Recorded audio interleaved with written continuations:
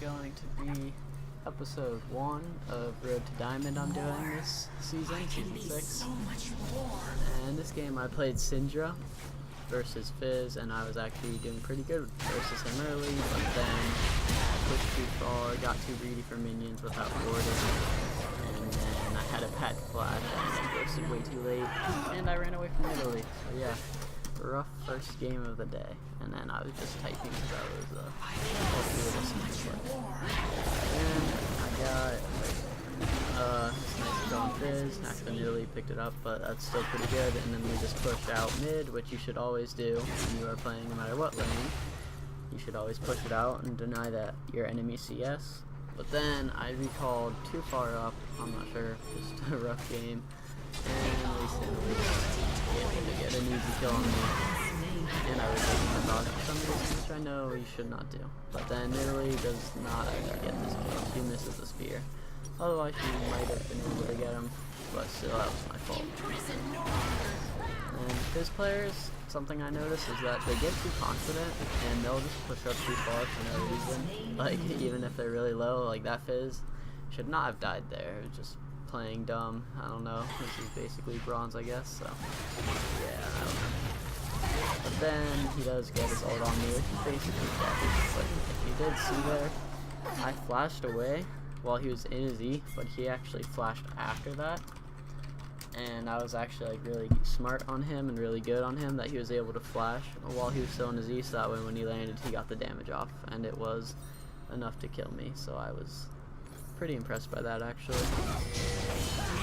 And then next play, you know, just keep on feeding the Fizz, EQ nothing, or QE nothing for some reason. But then basically this game I just fed, I didn't do that good. And then my team just won the final fight without me even being there.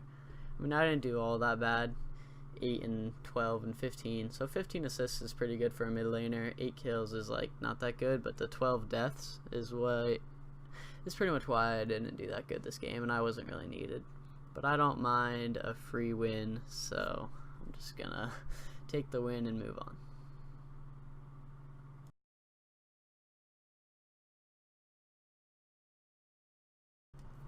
Okay, so in the second game, I decided to play Annie, not really because I'm that good with her, but because I think she's a very strong pick, and especially in lower elos, you can really carry with her, and like, start a fight, and your team doesn't really have to know what they're doing, because you can just like, basically melt their whole team. So here, I just kind of roam bottom, sneak into this bush, and then it's pretty much an easy kill from here once you get into these bushes. Like, if they're not warded, there's not much the enemy can do. So I get to the second bush, and then they're definitely screwed. And then just to seal the deal, Jinx walks up, and then he gets basically one shot. And then we decide to keep pushing this tower, which you should always do, because getting towers is a very important part. And if you can push, it's always a good thing, because here we actually pick up a kill on Nautilus, and we get some more tower damage, especially with Soraka. You can siege for a long time. And this Elise, we're not sure what she was doing, but she was actually baiting for Pantheon, which then we do kill Pantheon. Oh wait, just kidding, we don't kill Pantheon. But we do keep pushing the tower, and we do eventually get it. So that was a pretty smart play. Next play I have, we're on bottom again, just because it's a pretty easy lane to gank. Nautilus and Jinx, not much escape. And I have Proto Belt here, which is actually a good tool for trying to catch up to the enemy. So if I didn't have Proto Belt here, I would have had a flash. But you can see my lack of playing Annie is kind of showing, and I missed my ultimate.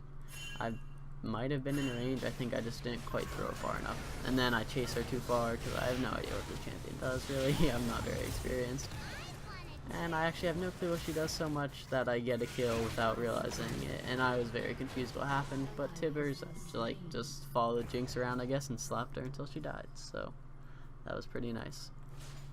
Here I see Pantheon's in a fight with Udyr and Elise, so then I go help my Udyr and pretty much one-shot the Elise, and then me and Udyr are able to pick up the Pantheon kill.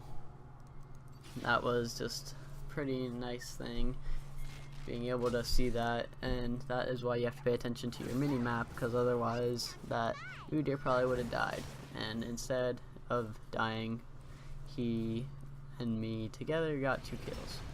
Here I get caught, and this is just something I do too much. I just don't pay attention to my character walking through the jungle, look back and find myself dead before I can do anything, so that's just something not to do. Right here is one of my favorite spots to hide as Gangplank, actually, but it actually works with Annie too. As Gangplank, you put a barrel down there and then you can put another one over the wall and start the fight like that, or just straight up kill somebody. But here I was just playing Annie, so I just flash over the wall, Alt W and Proto Belt, which is a lot of AoE damage.